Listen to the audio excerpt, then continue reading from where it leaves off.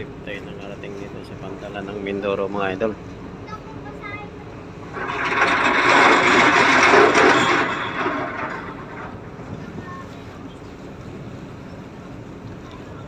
Diyan din yung Starlight Perez, Starlight Pacific.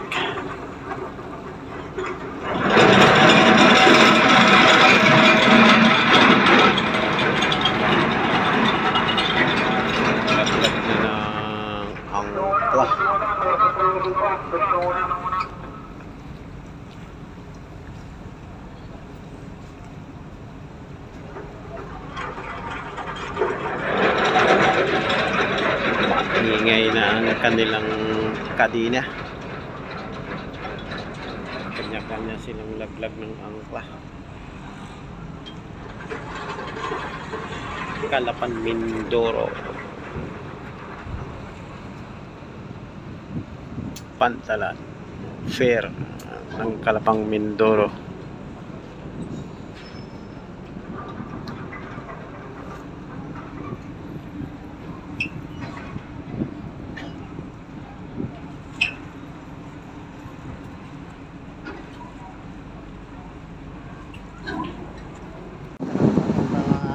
Sa oras na ito mga idol, nandito na tayo ngayon sa Bulalakaw, Port Bulalakaw, Mindoro. Wala ng barko mga idol. Dumating kami dito ng alas 9:15. Ngayon alas 9:45 na. Wala pang barkong dumarating. Sana naman hindi lumakas ang masamang panahon para naman tayo makauwi.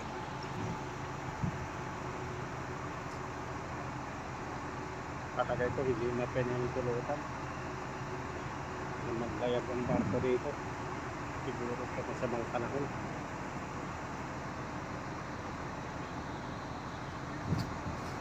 Ayan mga idol, walang talaga nagingit kung kanta lang yung sa barko. Nag-aantay pa yung mga sasakyan dito. Yung pa lang mga isang oras kalahating takbo yan kung yan yung barko niya.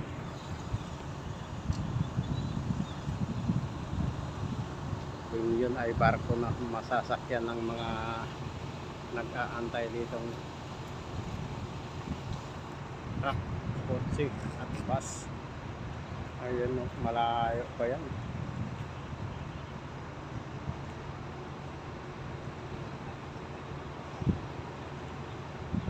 Isang oras kalahati o 2 oras kalahati pa siguro yan makadaong dito.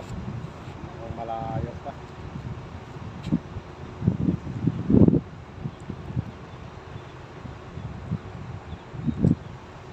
Sana gabayan tayo na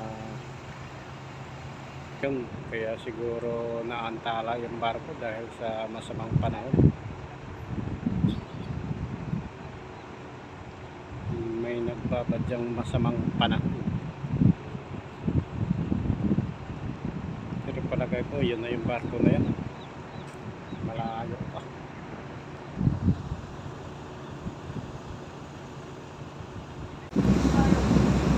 Check tayo mga idol. Kasalukuyan ang lalayag pa na ating sinasakyan na oras. Alauna dos 1:28 Sunday madaling araw. Medyo mga alon na sitwasyon ng karagatan.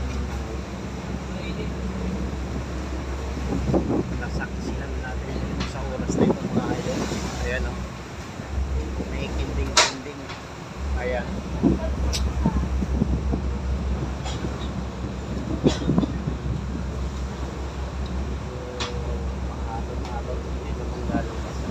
Hindi naman masyadong malakas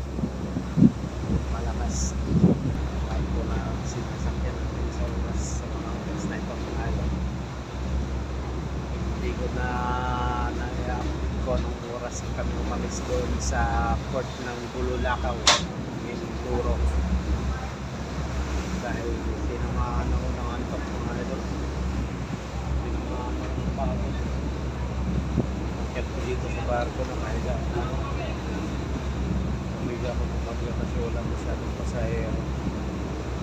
Maraming makante yung buwan. Ngayon, nagising ako dahil pakinding-kinding yung barko. Medyo pas ng bahagya yung ano. Pakinding-kinding yung barko. Ayun mga idol, nakarating kami dito ng alas 4:57. Andito na kami sa pantalan ng Katiklan. Medyo masalimot yung sitwasyon mga idol. Maalon yung panahon. Maulan. Kaya hindi tayo nakapag video ng mga idol. Ayan, sakay na kami sa bus. Lilo, tinggi Lilo. Boss. Lilo. Serious ka kuya? Lilo, boss. Ay, kung dito, tama. Sigalaw, tag-ipigat ng paglaubay ng tama-tama ng mga talaga.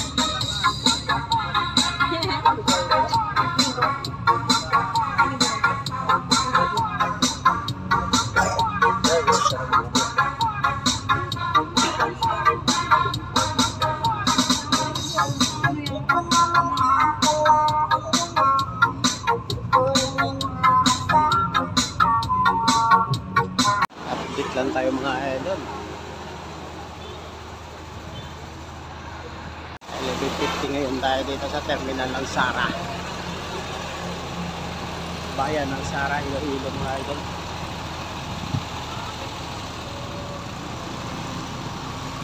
Ang dami pa ng bayan madadaanan. Galing kami ng Istansya. Bayan ng Istansya, Iloilo.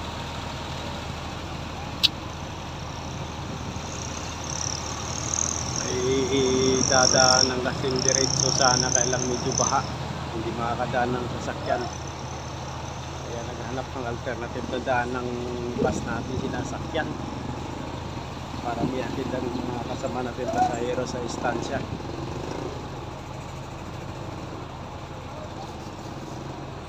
Naihatid na namin sa istansya, balik na naman kami ng Sara. Ito kami yan, last bit mo ng ating mga driver at konduktor. Bili po ko Diyos to, be. Yeah.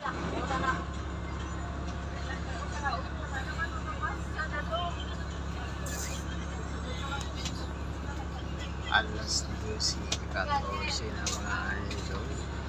Punta na siguro tayo ng gabi dito bago makarating sa ating bayan destination. Aman ba yung ulam ni mga idol?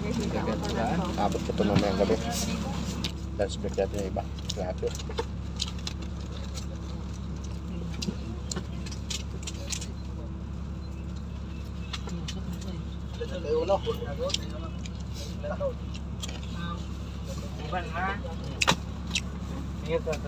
Kanin lang binili natin. Paano siya yung kanin natin? Yung mabuto lang natin.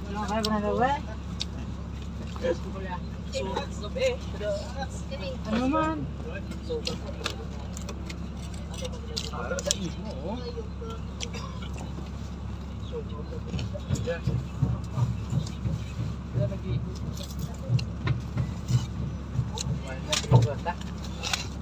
Ayaw abang biyahe.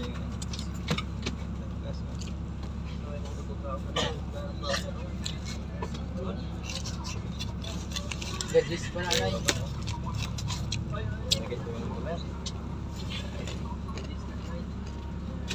Kumatakbong bago. Bas, kumakain tayo. Bago tayo. At mga idol, update tayo mga idol. Andito tayo ngayon sa picture ng Iloilo City.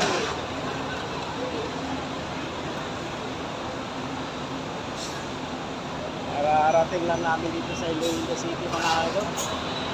Ang malapit pala ng terminal ng Iloilo City. Ayan mga idol.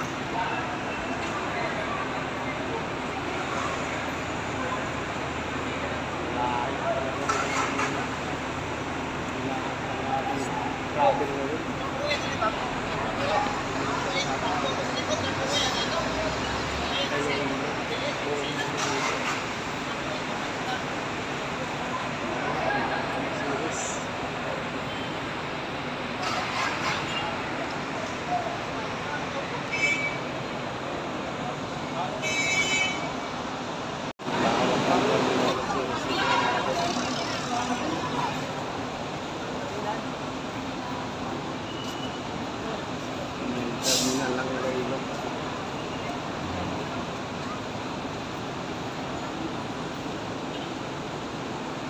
Lumipat sa kabila yung bus natin, bay? Lumipat doon? Okay. Babalik na dito. Okay, ito. Tumagay ito. Antay lang tayo rito.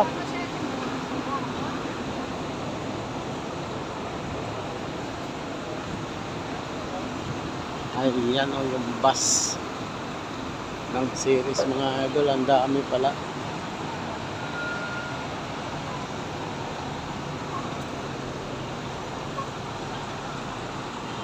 Lawak ng terminal nila. Sariling terminal.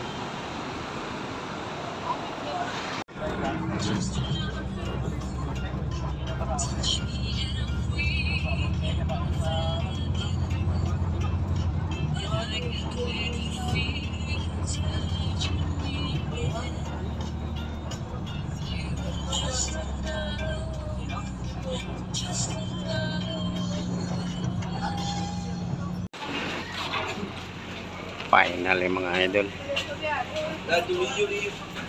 Ito na yung huli nating barko. Oh, huli. Pantalan papuntang Bacolod City.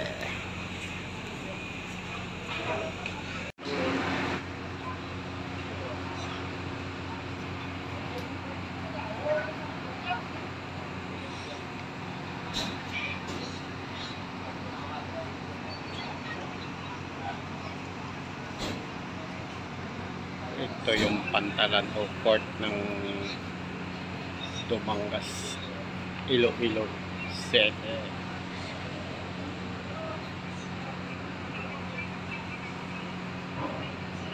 Marami din pala sasakay ng motor. May nag-aabag ng mga motor o mga idol.